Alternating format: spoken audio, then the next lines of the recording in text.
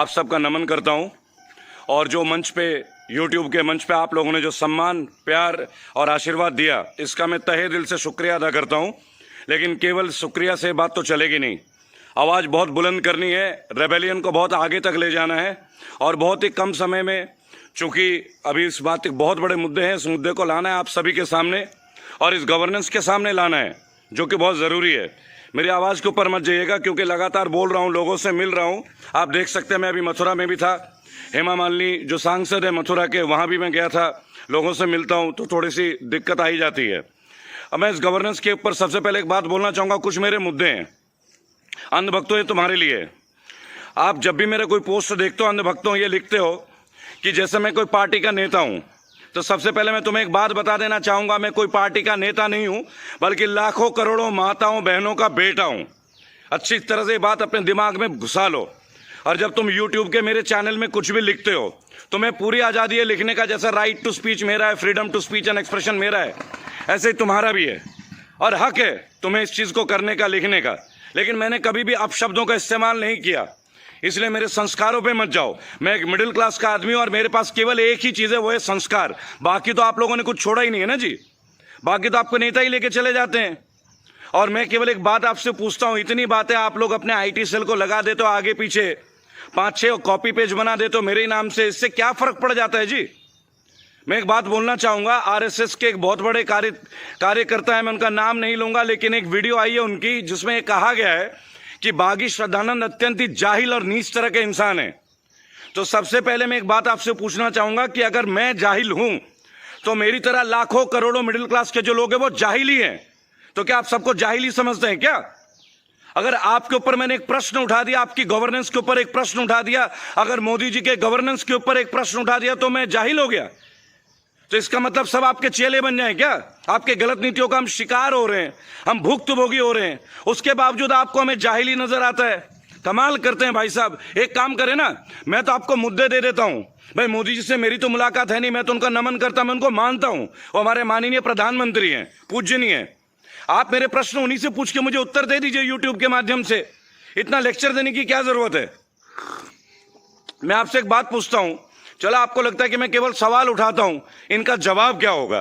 अरे आप मंच तो दीजिए, आप मुझे एक मंच दे दो, इनका जवाब भी दे दूंगा। जो जो सवाल मैंने उठाए ना, आप बैठाइए मुझे निर्मला सीतारमण के साथ, जवाब मैं उन्हीं को दूंगा, क्योंकि वित्त मंत्री वो है, अंधभक्तों तुम नहीं हो।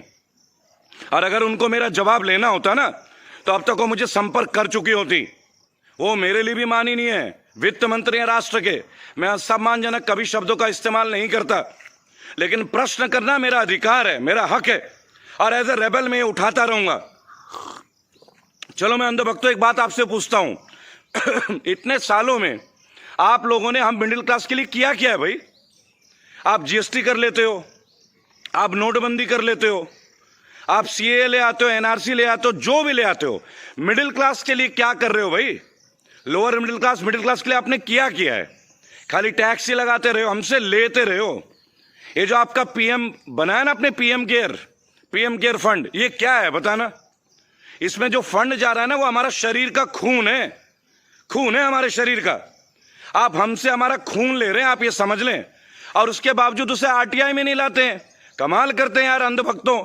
पूछो अपने गुरुजी से, पूछो भाई क्यों नहीं है RTI के अंतर्गत? आप हमारे जो पैसे ले रहे हैं उसका आप क्या इस्तेमाल कर रहे हैं? पब्लिक में इंफॉर्मेशन दे दीजिए।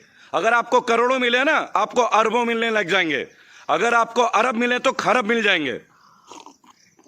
आप सोचते हो आवाज दबा दोगे आप सोचते हो रेबल की आवाज दबा दोगे? पॉसिबल ही नहीं है। इतने बड़े बड़े राहत पैकेज बनाते हो आप लोग यार, कमाल करते हो। जरा मुझे बताना, ये जो टैक्सी वाले लोग हैं जो 2 महीने 3 महीने से बैठे पड़े हैं, ओला उबर के टैक्सी चलाते हैं, अपनी टैक्सी चलाते हैं, आपने तो टैक्सी वालों की जिंदगी छीन ली। आप लोगों ने एक पेशे को खत्म कर दिया। आप लोगों ने टैक्सी सर्विसेज को, ओला और उबर को बांट दिया। जो व्यक्ति अपनी खुद की गाड़ी चलाता था बेचारा, आज उस पर कोई काम नहीं, उससे ग्राहक नहीं मिलता। क्यों? क्योंकि बड़ी मछली छोटी मछली को खा जाती है। अंधभक्तों सुना तो होगा ना, या नहीं सुना है? मैं अब तक ये बात समझ नहीं पाया। जब देखो महाराष्ट्र का सवाल उठा लेते हो यार, जब देखो दिल्ली का सवाल उठा लेते हो यार, क्योंकि आप लोगों की पार्टी नहीं है वहां पे, वही सरकार काम नहीं कर रही है जहां आपकी पार्टी नहीं है। आप तो गजब का काम कर रहे हो। आपको पता है, मुझे ये नहीं समझ में आ रहा है, मेरी तरह लाखों लोग जो रेबल बन के तैयार हैं, उन्हें ये नहीं समझ में आ रहा है कि हम महामारी से लड़ रहे हैं या आप लोगों की तैयारी से लड़ रहे हैं। क्या तैयारी किया आपने? इतने बड़े बड़े स्टेडियम को आप क्वारंटाइन के लिए बना रहे हो, आइसोलेशन वार्ड के लिए बना रहे हो। कोई खबर है क्या आप लोगों के पास कि कुछ बहुत बड़ा होने वाला है? अरे हमें दे दो यार, हमें भी इंफॉर्मेशन शेयर कर दो, हम भी अलर्ट हो जाएं, अपने आप को सुरक्षित रखने के उपाय ढूंढ ले। हमें मालूम है सरकार कितनी देगी सपोर्ट, वो तो मजदूरों की हालत देख के पता चल जाती है ना। आपकी ट्रेनें बंगाल के बदले उड़ीसा घुस जाती हैं। ये तो शुक्र है ज्यादा दिन नहीं तो आप बंगाल के बदले आप जापान पहुंचा देते ट्रेनों को। देखिए सर, मैंने केवल प्रश्न उठाया और मैं जवाब भी देना चाहता हूं, इनका सोल्यूशन भी बताऊंगा। 45 साल का हूं मैं, 2 बच्चे हैं, लाइफ के एक्सपीरियंसेस है, जानता उनको पढ़ाई कैसे की जाती है। एक क्वेश्चन उठा देता हूं, शिक्षा के ऊपर तो आप लोग के चुनने लग जाते हैं। अरे भाई, सारे स्कूलों से मैसेज आ रहे हैं, kindly pay your fees, we are ready to take the fees. क्यों नहीं डायरेक्ट ऑर्डिनेंस पास कर रहे हो? क्यों नहीं मोदी जी आते हैं टीवी पे डायरेक्ट? क्यों नहीं सरकारी ऑर्डर आ जाता है कि नहीं नहीं लिया जाएगा? लोग घरों में बैठे हैं भाई, नहीं है पैसे, और आगे का कोई रोड मैप भी नहीं है। एक्चुअली आप लोगों का तो रोड मैप था ही नहीं ना। जब कोरोना की स्टार्टिंग हुई तब तो आप लोग नमस्ते ट्रम्प करने में बिजी हो गए, तब आप लोग मध्य प्रदेश की सरकार गिराने में लग गए। वो तो शुक्र नहीं हुआ, नहीं तो आप तो महाराष्ट्र की सरकार भी गिरा देते। अरे सर, मैं तो केवल एक आवाज बुलंद करना चाहता हूं। ये जो विपक्ष है ना, माननीय राहुल गांधी, माननीय केजरीवाल जी, ममता बनर्जी जी, आपके अखिलेश यादव जी, मायावती जी, मैं तो अपने आवाज इसलिए उठाना चाह रहा हूं क्योंकि विपक्ष चुप बैठा है, शांत हो गया है विपक्ष। अरे मैं कहता हूं हम रेबल हैं, देश की जनता ही विपक्ष है, हमने आपको चुना है, हम ही आपके विपक्ष में आएंगे। और कौन आएगा? हमें बताने का हक नहीं है क्या आपको? ना बताएं कि हमें तकलीफ हो रही है। आपने सारी दुकानें बंद कर दी, मैकेनिक्स की बंद कर दी, मकान मालिक को बोल दिया किराया मत लो। मुझे एक बात बताओ, उनके लिए आपने क्या किया है भाई? एमएसएमई में 20 लाख करोड़, पता नहीं कितने कितने डेफिनेशन दे रहे हैं आप। अरे साधारण जनमानस के लिए आ जाओ यार, साधारण जनमानस के लिए आ जाओ। जब नॉर्मल स्थिति थी तब आपने लॉकडाउन इतना स्ट्रिक्ट कर दिया, लोगों को लठ बजाने लग गए। बेचारे उन पुलिस वालों को भी जबरदस्ती दबाव दे दिया, इस वजह से उन्होंने भी कई बार लोगों से भिड़े। और अब जब इतनी महामारी फैल रही है तब आप चीजों को खोलने में लगे हो। आपने यहां पे ओप्पो खुलवा दिया उत्तर प्रदेश में, दूसरे ही दिन 40 लोग आ गए कोरोना पॉजिटिव, ना जाने किन किन लोगों से मिले होंगे। और तो और जी टीवी के न्यूज चैनल में देख लीजिए, जिस सोसाइटी में मैं रहता हूं वहां भी कोरोना पॉजिटिव केस आपके जी टीवी न्यूज चैनल से आया है। क्या बताएं आपको? अरे प्रश्न करने का अधिकार दीजिए, अगर आपको जवाब चाहिए ना। अगर कोई अंधभक्त और पार्टी का कार्यकर्ता यह समझता है कि हमें जवाब देना नहीं आता, अरे मंच पे बुलाओ ना, मंच पे बुलाओ, जवाब भी देंगे। जवाब आपको देंगे, अभी तो सवाल उठा रहे हैं, जवाब तैयार है, जवाब डेटा और आंकड़ों के साथ तैयार है। पहला प्रश्न, आपने पीएम केयर को आरटीआई के अंदर क्यों नहीं लाया? आप भ्रष्टाचार के अगेंस्ट बोलते हैं, भ्रष्टाचार मिटाएंगे, अच्छे दिन लाएंगे, क्या मिटा रहे हैं आप? ऐसा लगता है जैसा पार्टी फंड के लिए पैसे मांग रहे हैं। सोनू सूद को देख लीजिए, नहीं दिया पीएम केयर में, डायरेक्ट लोगों की सर्विस कर रहे हैं, सेवा कर रहे हैं। दिखता है, जो आंखों के सामने होता है वो दिखता है, आप तो कागज में ही दिखा देते हैं। मेरी वीडियो में देख लीजिएगा, सुमन चौधरी जी हैं मथुरा में, उनका बोर्ड लगा हुआ है, क्या हालत है, मेन होल नाली के साथ लगा हुआ है। अब ये मत बोलना कि लॉकडाउन के दौरान है, सड़कें सालों से टूटी पड़ी हैं। मथुरा में आग लगी हुई है सर मेरी वीडियो की, इसलिए कि उनकी आवाज बन के उठाऊं। क्या करता हूं? कोई बोलता है पार्टी के लिए, पैसे के लिए काम करता है। कौन सी पार्टी ज्वाइन कर ली अभी? अरे भाई, जो मिलना चाहेगा मिलूंगा। केजरीवाल जी बुलाना चाहते तो आऊंगा, राहुल गांधी जी मिलना चाहता तो मिलूंगा, ममता जी से पास जाऊंगा। आवाज कौन करता है? विपक्ष करता है ना जी। ऑपोजिशन किस लिए होता है? आपने तो ऑपोजिशन को कुचलना स्टार्ट कर दिया, भ्रष्टाचार पे बड़ी बड़ी भाषण भाषण भाषण। कितने दिन और, कितने दिन और? अरे सर, ये कोरोना है, अगर ये कोरोना नहीं होता ना तो जंतर मंतर में आके बताता। मैं नहीं कहता मैं बहुत अच्छा आदमी हूं, लेकिन मैं आज आपको एक बात बता रहा हूं, लाखों करोड़ों लोगों का मैं बेटा हूं, किसी पार्टी का नेता नहीं हूं। अच्छी से समझ लीजिए आप इस बात को। सोल्यूशन चाहिए ना आपको इकोनॉमिक्स के ऊपर, दूंगा। और एक आरएसएस के कर्मचारी, आपके जो कर्मचारी नहीं बोलूंगा, कार्यकर्ता कहते हैं कि बागी श्रद्धानंद जाहिल है, अनपढ़ है। तो आपको एक बात बता दूं, एसडी कॉलेज गाजियाबाद का मैं पढ़ा हुआ हूं और यूनिवर्सिटी में टॉप किया था sir, BA with communicative English, जिसमें कम्युनिकेशन, मास कम्युनिकेशन का एक पार्ट था। यूनिवर्सिटी के सारे रिकॉर्ड तोड़े थे और खुद की पढ़ाई लोगों को ट्यूशन पढ़ा के करता था। मेरे फादर कोई बिजनेसमैन नहीं है सर, लोअर मिडिल क्लास में आते हैं, आप ये बात समझ लें अच्छे से। और आप कहते हैं कि मेरी औकात क्या है निर्मला जी और मोदी जी से बात करने के लिए? औकात है, औकात पैदाइशी है। औकात इसलिए है कि इन लोगों की औकात हमारी वजह से है, आपकी वजह से हमारे औकात नहीं है, हमारी वजह से आपकी औकात है। वोट दिया है, अपना दिल दिया है जी, वोट नहीं दिल। और ठोक के बोलता हूं, दिया है, कुछ अच्छा सोच के दिया था। आप अच्छा नहीं करेंगे तो प्रश्न होते रहेंगे। और मेरी बात सुने, पार्टी ज्वाइन करने की कोई इच्छा नहीं है जी, ना कोई पार्टी ज्वाइन करूंगा, पीछे नहीं हटूंगा। आप लिखते हैं कि मेरे को यूट्यूब में लाइक चाहिए, मुझे फेसबुक में लाइक चाहिए। मुझे एक बात बता दें, यूट्यूब के माध्यम से ही तो लोगों से मिल रहा हूं ना। कोरोना है, लॉकडाउन है, डिसिप्लिन तो नहीं तोड़ रहा हूं, यूट्यूब के माध्यम से लोगों को जोड़ रहा हूं। कैसे जोड़ूंगा? क्यों नहीं बोलूं कि रेबल श्रद्धानंद पति को आप ज्वाइन करें? क्यों नहीं बोलूं? अरे सबकी दिल की आवाज बनकर आया हूं। आपकी गुजरात से इतने लोगों की आवाज है कि उनका दमन किया जा रहा है। बातें करते हैं आत्मनिर्भर बनो, चाइना का बॉयकॉट करो, स्टैचू ऑफ यूनिटी बनाते हैं आप सरदार वल्लभ भाई पटेल के ऊपर और चाइना से मूर्ति बनवा लेते हैं। ऐसे बनेंगे आत्मनिर्भर? ऐसे बनेंगे स्वदेशी? कमाल करते हैं। सारी चीजें बेचे जा रहे हो, प्राइवेटाइज किए जा रहे हो। बुला लो मंच पे, जवाब दे दूंगा। अंधभक्तों बुलाओ, हिम्मत है, मिलो टीवी चैनल पे। अगर खुल गया ना, जंतर मंतर में खुल के मिलूंगा। डरने वाला नहीं हूं, दबने वाला नहीं हूं, धमकाना मत। और एक बात बता रहा हूं, अपने आत्मा को झांक लो।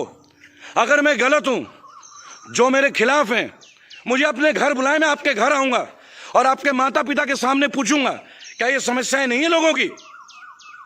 उद्योग उद्योग उद्योग का नाम लेते हैं, क्यों नहीं करते आप पीएम केयर को आरटीआई के अंदर? क्यों नहीं करते?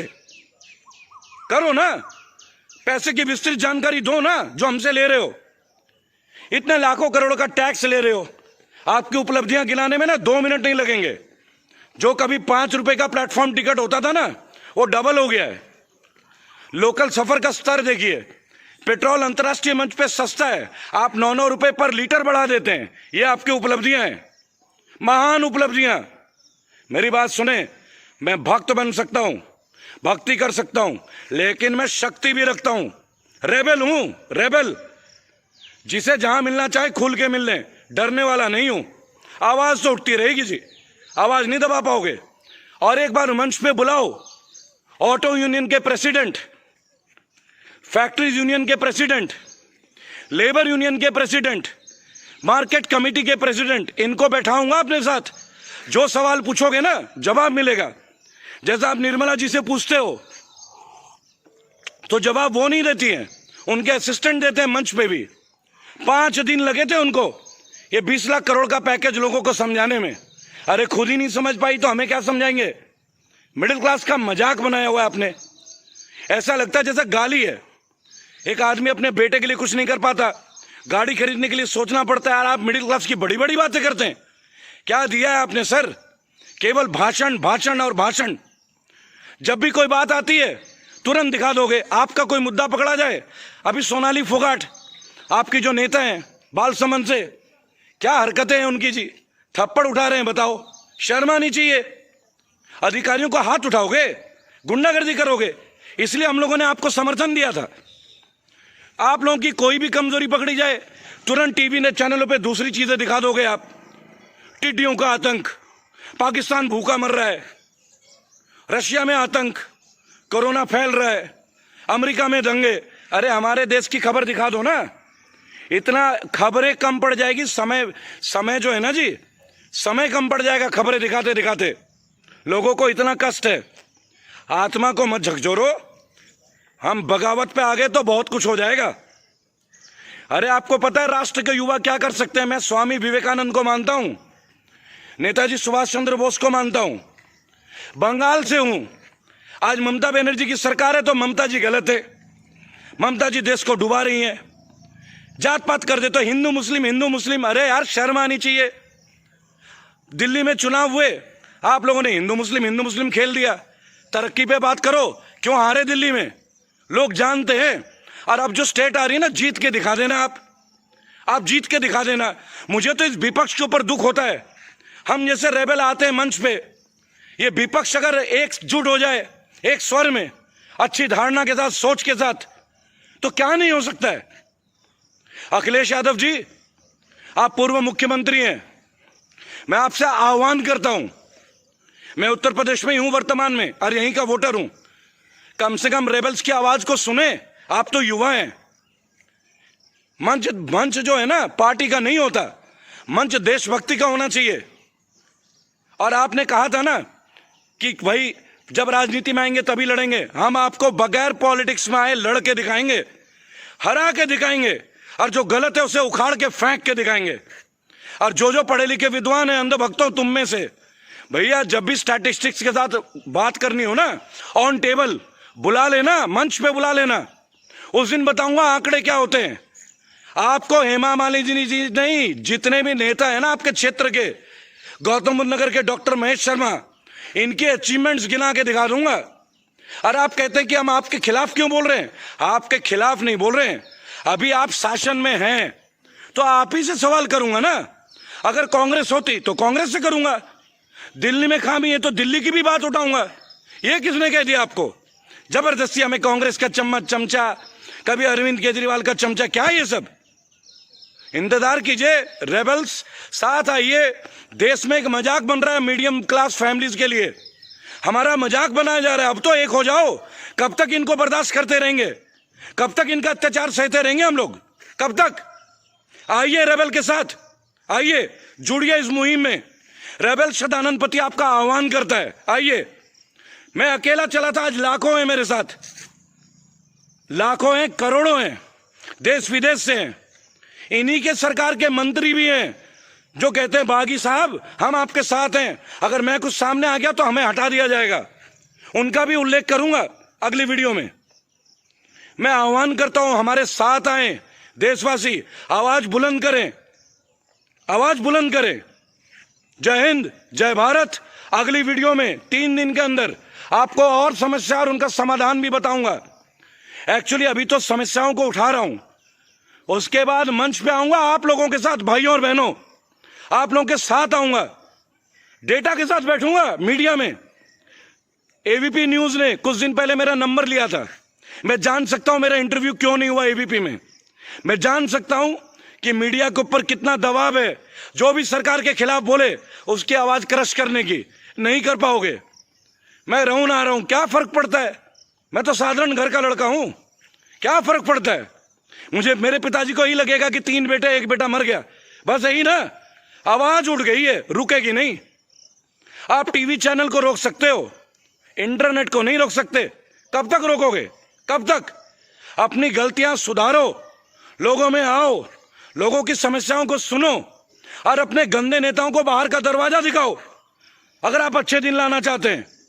जय हिंद, जय भारत। रेबल सदानंद आप लोगों से अगर आह्वान करता है, मेरे साथ आए, यूट्यूब के माध्यम से आए। बहुत जल्दी रेबल पूरे राष्ट्र में आपको दिखेगा, हर जगह आऊंगा। बंगाल, केरल, पंजाब, हरियाणा, जम्मू कश्मीर, हर जगह आऊंगा। जहां आप बुलाओगे उनकी समस्याओं को एड्रेस करूंगा। जय हिंद, जय भारत। नमस्कार दोस्तों, FFAR इंडिया के second YouTube channel FFAR India online education YouTube channel को आज ही सब्सक्राइब करें। मात्र 199 रुपये प्रति महीने में आप यहां पाएंगे how to speak correct English. यहाँ आप पाएंगे डिजिटल मार्केटिंग के best paid courses by the experts in the field. यहाँ आप पाएंगे how to make money online. समय नष्ट ना करें, सब्सक्राइब करें अभी। जय हिंद, जय भारत।